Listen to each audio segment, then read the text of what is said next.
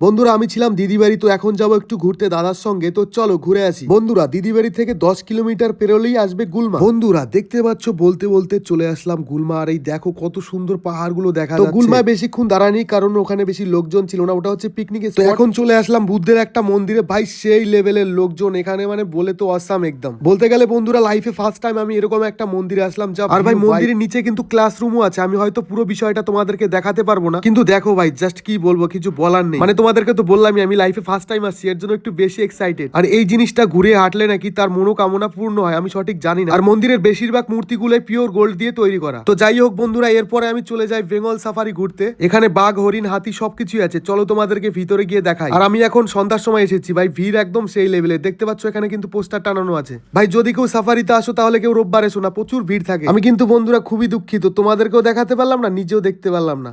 আসল নেই তো কি হয়েছে, চলো ডুপ্লিকেটের সঙ্গে একটা ফটো তুলি।